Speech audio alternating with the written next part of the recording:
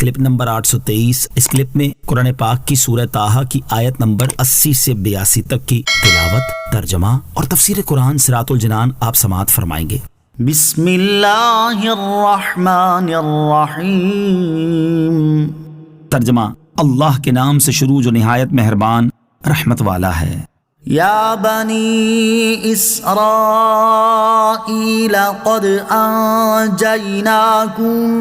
من عدوکم وواعدناکم جانب الطور الایمن ونزلنا علیکم المن والسلوى کلوا من طیبات ما رزقناکم ولا تطغوا فیہ فیحل علیکم غضبی ومن یحلل علیہ غضبی فقد هوى وَإِنِّي لَغَفَّارٌ لِمَن تَابَ وَآمَنَ وَعَمِلَ صَالِحًا ثُمَّ اهْتَدَى۔ ترجمہ: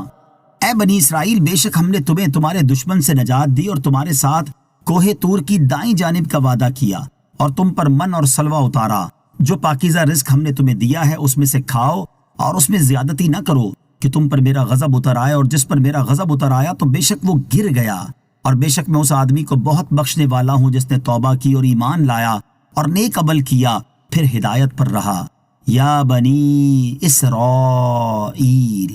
اے بنی اسرائیل۔ اس آیت اور اس کے بعد والی 2 آیات کا خلاصہ یہ ہے کہ فرعون اور اس کی قوم کے غرق ہونے کے بعد اللہ تعالیٰ نے اپنے احسانات کا ذکر کرتے ہوئے ارشاد فرمایا: اے بنی اسرائیل، بے شک ہم نے تمہیں تمہارے دشمن فرعون اور اس کی قوم سے نجات دی، جو تمہارے بیٹوں کو ذبح کرتے، بیٹیوں کو زندہ رکھتے اور تم سے انتہائی محنت و مشقت والے کام لیتے تھے، اور ہم نے اپنے نبی علیہ الصلوۃ والسلام کے ذریعے تمہارے ساتھ کوہ طور کی دائیں جانب کا وعدہ کیا کہ ہم حضرت موسیٰ علیہ الصلوۃ والسلام کو وہاں توریت عطا فرمائیں گے جس پر عمل کیا جائے، اور ہم نے تم پر طیہ کے میدان میں من و سلوہ اتارا اور فرمایا ہم نے جو پاکیزہ رزق تمہیں دیا ہے اس میں سے کھاؤ اور اس میں ناشکری اور نعمت کا انکار کر کے اور ان نعمتوں کو معاصی اور گناہوں میں خرچ کر کے یا ایک دوسرے پر ظلم کر کے زیادتی نہ کرو، ورنہ تم پر میرا غضب اتر آئے گا، اور جس پر میرا غضب اتر آیا تو بے شک وہ جہنم میں گر گیا اور ہلاک ہوا، اور بے شک میں اس آدمی کو بہت بخشنے والا ہوں جس نے شرک سے توبہ کی اور ایمان لایا اور نیک عمل کیا پھر آخری دم تک ہدایت پر رہا۔